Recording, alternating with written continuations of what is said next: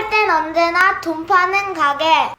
안녕하세요. 돈 파는 가게 대표 사원 김강주입니다. 우리가 알고 있는 것처럼 반도체는 전 세계 경제와 산업 그리고 주식 등 투자 시장에 엄청난 영향을 미칩니다. 특히 갈수록 확대되고 있는 미국과 중국의 4차 산업 패권 전쟁으로 인해서 그 파장은 점점 심해지고 있는데요. 최근에 우리는 인텔 이슈를 통해서 이 반도체 먹이 사슬, 반도체 기업들 간의 엄청난 그 전쟁을 똑똑히 목도했습니다. 한마디로 어떻습니까? 인텔이 7나노 칩 개발이 최소한 6개월 정도 지연되겠다라는 발표로 인해서 인텔의 주가가 20% 급락했습니다. 대신에 인텔의 경쟁사 또는 협력사들의 주가는 모두 올랐습니다. 한마디로 이야기하면 인텔의 살점 20%를 떼어서 나머지 인텔의 경쟁사와 협력사가 배를 불렸다. 이렇게 저는 표현하고 싶은데 그만큼 모든 산업에서도 그렇겠지만 특히 이 반도체에 대한 주도권, 이 전쟁은 참혹하리만큼 냉정합니다. 자, 그래서 그렇다면 이 반도체가 앞으로는 어떻게 전쟁이 펼쳐질 것인가, 또 우리의 삼성전자는 어떻게 될 것인가, 이런 궁금증들 많으시죠. 그래서 준비한 영상인데요. 제목은 이렇습니다. 사냥은 끝났다. 무자비한 반도체 먹이 사슬의 결말은 어떻게 될까로 먼저 잡아보았고, 그 다음에 이제 부연해서 우리가 이제 반도체 하면 최근에 가장 주목받는 기업 중에 하나가 바로 TSMC죠. 대만의 반도체 주문 생산하는 업체입니다. 이 TSMC가 급등했습니다. 그러다 보니까 TSMC가 급등했으니까 삼성전자도 더 오르겠지라는 보도 기사가 있었습니다. 자, 이것도 같이 묶어서 말씀해 제 의견을 함께 나누어 보겠습니다. 자, 오늘 방송은 제 책 부자들의 습관 버티는 기술 어떤 페이지를 참고하시면 좋냐 하면요, 181페이지입니다. 10년 내 10배 상상력이 결정한다. 즉 앞으로 이 반도체 시장의 패권 전쟁도 여러분들이 많은 상상력을 하셔야 됩니다. 통찰력, 자, 그것이 우리의 투자 수익을 결정합니다. 미래의 투자 수익을. 그 통찰력은 상상력에서 비롯된다라는 겁니다. 또한 120페이지 공룡들의 반격도 참고 삼아 보시면 도움이 됩니다. 자, 여기서 공룡들, 오늘 방송에서 공룡은 뭐죠? 바로 인텔입니다. 자, 지금부터 사냥은 끝났다. 자, 앞으로 반도체, 이 무자비한 반도체 먹이 사슬의 결말은 어떻게 될 것인지 같이 한번 생각해 보고, 또 대만의 TSMC가 많이 올랐다면 삼성전자도 더 오르겠다. 자, 여러분들은 어떻게 생각하시는지요? 지금부터 함께 출발합니다.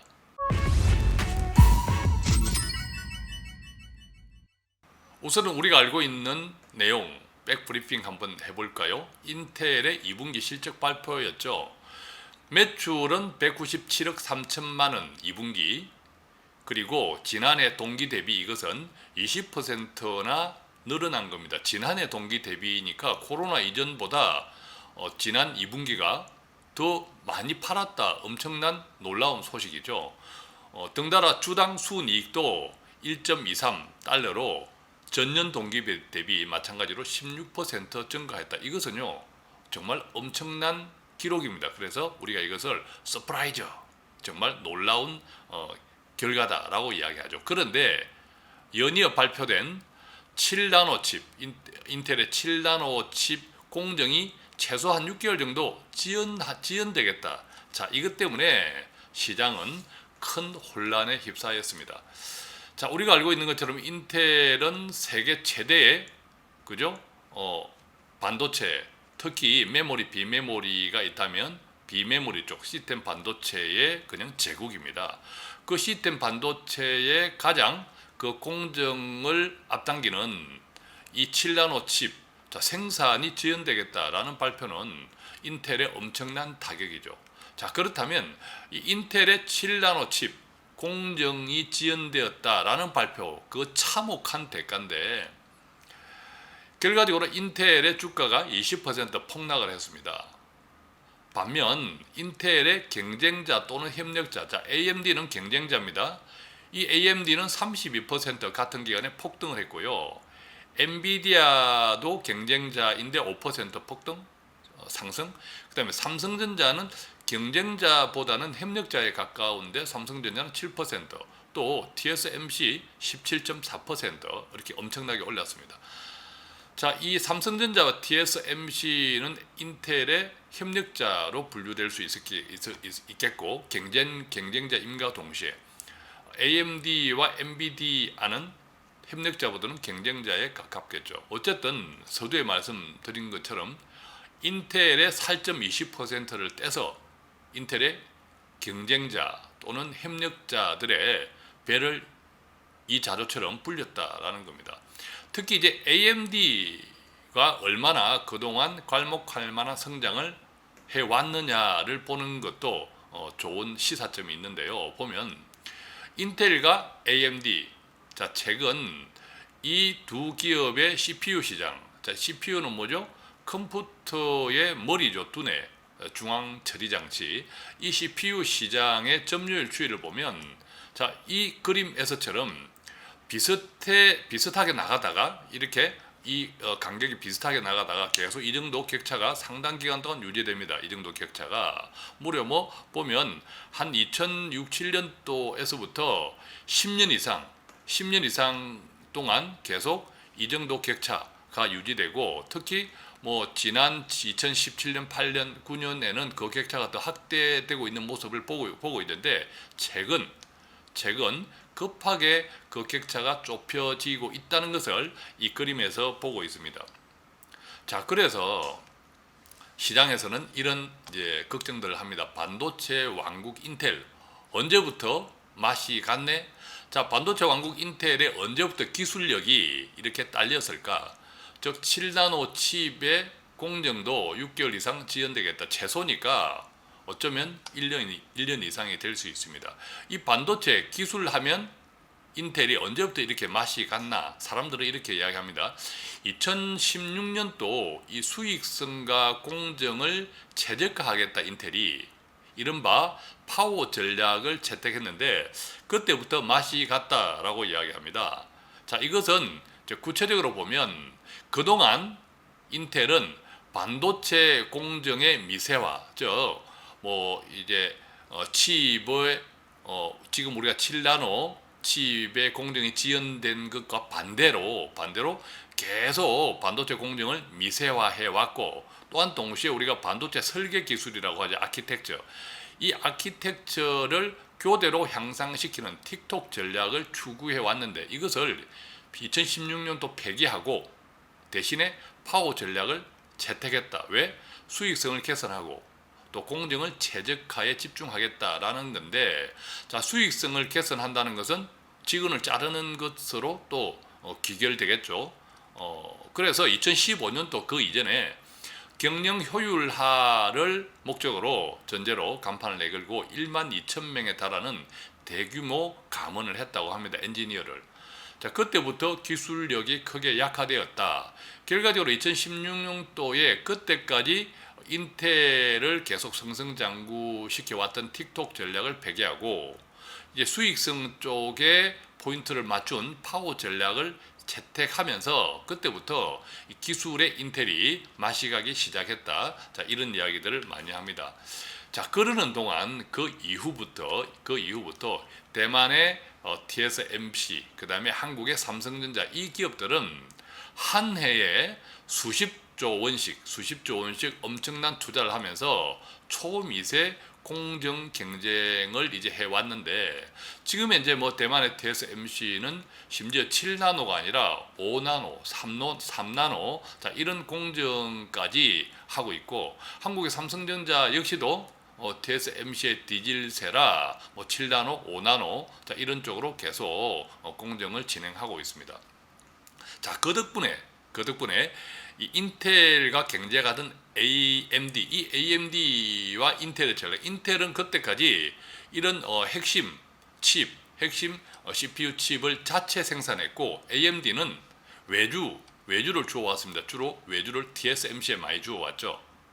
자, 그런데 인텔은 조금 전에 이 파워 전략으로 바꾸면서 기술력이 이제 처지기 시작하고, 대신 AMD는 한 해 수십조 원씩 투자하면서 초미세 공정 경쟁을 벌여왔던 이 TSMC의 전액 모든 물량을 아웃소싱 함으로써 오히려 미세공정에서는 인텔보다 한 발 앞서게 되었다라는 거죠. 결과적으로 이 AMD는 7나노 인텔이 출시를 최소 6개월 이상 지연된다고 발표했던 이 7나노 공정 CPU에서도 인텔보다 먼저 출시했습니다. 누구 덕분에? 바로 아웃소싱 TSMC가 대신 이제 개발을 했다는 거죠. 자, 그러다 보니까 인텔이 계속 AMD뿐만 아니라 여러 반도체 기업들의 이제 밟히기 시작합니다. 발린다 이런 표현도 하죠. 자, 인텔의 수모는 계속됩니다. 심지어 엔비디아에게도 이게 밟히는데요.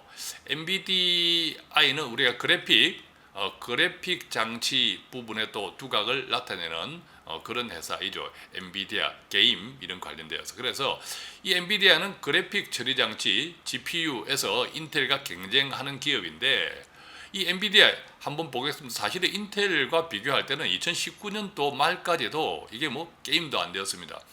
2019년 말 기준의 시총을 보면요, 인텔은 2,568억 달러, 엔비디아는 1,447억 달러니까 불과 인텔의 한 60% 정도, 허리 정도에 불과했던 회사였는데, 지난 몇 달 사이, 1년도 채 안 되는 사이 어떤 일이 생겼을까요? 자, 2020년 8월 7일 주가 보겠습니다.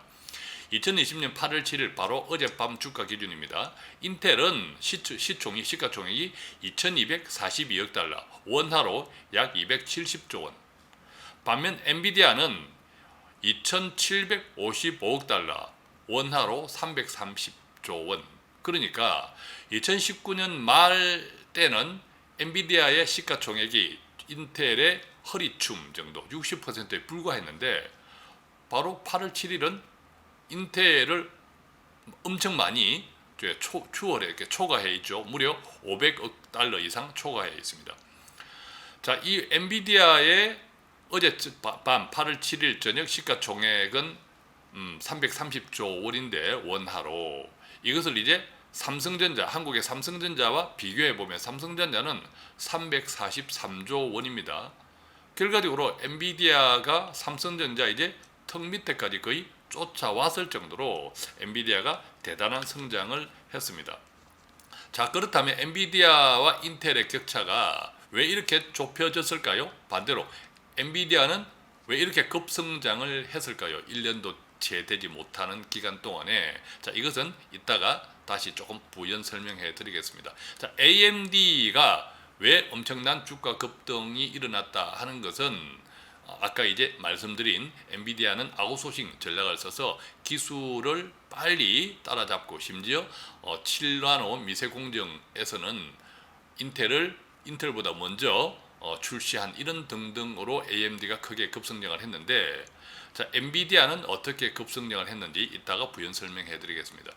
자, 결과적으로 인텔 이제 비전이 없다, 인텔은 끝났다, 자, 이런 이야기들이 시장에서 계속 나오는 이야기입니다. 세 가지로 좀 정리해 보면, 첫째 기술 경쟁. 자, 기술 경쟁에서 TSMC나 삼성전자가 인텔을 밟아버렸다, 그죠? 기술 경쟁에서 인텔이 기술 경쟁에 기술을 등한시하는 동안에 바로 수익성 때문에 TSMC나 삼성전자는 한 해 수십조 원을 투자하면서 엄청난 기술 투자를 했다. 그래서 기술 경쟁에서 이제 두 회사가 인텔을 밟았다. 자, 두 번째는요, 시장 경쟁. 시장 경쟁에서 AMD 그리고 엔비디아가 인텔을 밟았다. 시장 경쟁. 세 번째는 미래 비전도 없다. 즉, 엔비디아가 인텔을 밟을 수 있었던 것은, 엔비디아는 인공지능 자율주행차 등, 즉 기존의 어떤 컴퓨터 모바일뿐만 아니라 인공지능이나 자율주행차 등의 응용 기술에도 인텔보다 훨씬 많은 투자를 앞서서 해왔습니다. 자, 그러니까 미래 비전을 보면 인텔보다는 엔비디아가 더 가슴이 뛰더라라는 거죠. 자, 엔비디아가 왜 급성장을 했는지, 자, 이 대목에서 이해를 하셨습니까? 자, 그러나 저는 이렇게 말씀드리고 싶습니다. 인텔 수비 끝났고 반격 시작이다. 왜냐하면요, 한 세 가지 정도로 제가 인텔의 가능성에 대해서 정리해 드리겠는데, 첫 번째는 썩어도 준치입니다. 썩어도 준치. 자, 우리가 컴퓨터 또 CPU 하면 거의 인텔로 우리가 인식되고 있죠. 왜냐하면 컴퓨터 뚜껑 열면 인텔 계속 보입니다. 자, 그 지금까지 반도체, 비메모리 시스템 반도체를 지배해왔던 이 인텔이 그냥 한 방에 끝날 기업은 아닙니다. 예를 들어 보면요, 인텔은 10나노 칩으로 시장 지배력을 유지해왔던 회사입니다. 자, AMD가 7나노 칩 CPU를 내어놨지만 인텔은 14나노 칩으로 시장 지배력을 유지할 정도였습니다. 왜냐하면 우리가 이제 컴퓨터 뚜껑을 열면 중앙 처리 장치 주변에 또 많은 칩들이 있습니다. 대다수 칩들의 시장 경쟁력은 지금까지 인텔이었습니다. 그러니까 이 컴퓨터, 이 프로세서, 중앙 처리 장치의 여러 가지 제반, 그 환경에 있어서 여러 가지 적합도에서 아직도 최적의 적합도를 가지고 있는 것이 인텔이라는 거죠. 그래서 AMD는 7나노 칩을, 인텔은 14나노 칩, 훨씬 느린 칩으로 시장 지배력을 유지할 수 있었던 것은 그만큼 이 컴퓨터 분야에서 인텔이 엄청난 환경을 구축하고 있었기 때문입니다. 많은 우리가 컴퓨터 뚜껑을 열어보면 인텔 많죠. 자, 그것들의 적합도, 부품 적합도 면에서 설령 나노 쪽이 나노 미세 공정이 떨어지더라도 다른 부분이 같이 보완되면서 시장 지배력을 유지하고 있었을 정도로 인텔은 엄청난 기업입니다. 아직도 영향력이 크다라는 거죠. 썩어도 준치. 두 번째는요, 그 결과 서버나 PC용 CPU 시장에서 여전히 압도적인 점유율을 보이고 있습니다.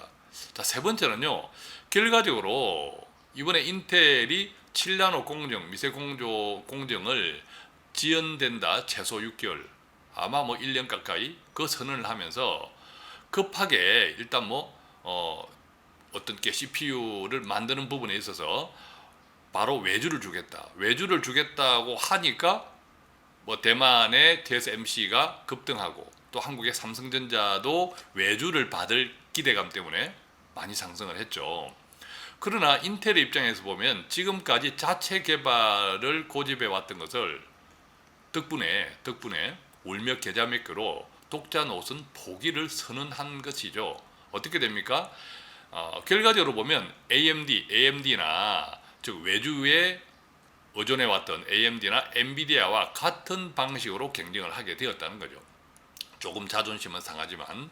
그래서 보면 인텔은 AMD나 엔비디아와 같은 방식의 경쟁을 선언했는데 실질적으로 지금 시장을 지배하고 있고, 또 이 CPU뿐만 아니라 관련되는 또 여러 가지 컴퓨터 반도체 칩에 인텔이 지배적인 영향을 끼치고 있으므로 길게 보면 이제부터는 인텔의 수비 끝, 반격 시작. 우리도 이제 자체 개발 포기하고 또 독자 노선 포기하고 니들과 같이 외주 줄 거야 라고 이제 하는 거죠. 또 인텔은 자체적으로 반도체를 개발해 왔던 회사이기 때문에 이번에 밟힌 자존심을 또 자체 개발 전략을 바꾸어서 자체 개발 역량을 다시 강화하는 쪽으로 간다면 인텔의 미래 저는 어둡지 않다고 생각합니다. 다만 시간은 조금 필요하겠죠. 그죠? 시간은 필요하겠죠. 자, 그런 뜻에서 저는 인텔에 대한 이게 장기적인 관점에서 저점 조금씩 이제 분할 매수 괜찮지 않을까, 장기적인 관점에서 이제 그런 생각을 해보고요. 이것은 이제 한국의 사례도 있습니다. 바로 네이버와 카카오에서 우리가 조금 이제 비교해 볼 수 있겠는데, 자, 카카오 하면 어떻습니까? 좀 가슴이 뛴다. 가슴이 뛰는 카카오. 자, 네이버 하면 어떻습니까? 좀 왠지 구닥다리 냄새가 나죠. 마찬가지로 인텔 하면 구닥다리, 또 AMD, 또 엔비디아 하면 가슴이 뛰는 이런 것하고 좀 비슷하죠. 자, 적자 기업. 그럼에도 불구하고 카카오는 적자 기업입니다. 아직 퍼가 안 나옵니다. 연간 흑자가 없기 때문에. 반면 네이버는 흑자 기업입니다. 퍼가 91이죠. 자, 어제 금요일 종가 기준입니다. 이것을 이제 뭐 인텔에 비교해 보면, 자, 인텔은 2분기 실적이 코로나 이전 지난해 실적보다 무려 뭐 20% 높았습니다. 엄청난 뭐 수익을 얻고 있는 기업이라는 거죠. 뭐 그렇다고 해서 엔비디아나 또 AMD가 적자 기업이라는 뜻은 아니지만, 이익을 못 낸다는 그 뜻은 아니지만, 우리가 구닥다리로 지금 인식되는, 이제 인텔은 끝났지 않은가 라고 인식되는 그 기업은 여전히 수익성이 좋다라는 겁니다. 자, 결과적으로 카카오와 네이버를 비교해 보면요, 지난 저점 기준, 즉 3월달 기준 카카오는 3배 이상, 300% 이상 폭등을 했습니다. 반면 네이버라고 해서 다르지 않습니다. 지난 3월 저점 기준 보면 300% 가까이 폭등했습니다. 상당하게 우리가 가슴 뛰는 카카오나 구닥다리 네이버도 물론 3월 저점 기준 어제 종가를 비교하면 카카오가 더 많이 올랐지만 네이버도 결코 만만치 않게 올랐더라라는 거죠. 이것이 썩어도 준치이라는 뜻이고, 아까 인텔도 상당한 가능성을, 이제 게임은 끝났다, 그죠? 전쟁은 끝났다, 사냥은 끝났다, 이제 반격 시작이라는 관점에서 생각해보는 계기가 되었습니다. 돈 파는 가게에는 조금이라도 돈 되는 정보 배달해 드리기 위해서 최선을 다하고 있습니다. 정말 이제 구독하기는 뭐 나 자신을 위한 거지만, 또 내가 돕고 싶은 사람들이 있다면 적극적으로 공유해 주시면 더욱 감사드리겠고요. 간단한 문의는 02-536-0153 또는 카톡 플러스 친구, 돈 파는 가게 1대1 채팅창 통해서 문의해 주시면 아는 범위 내에서 성실하게 답해 드리겠습니다. 고맙습니다.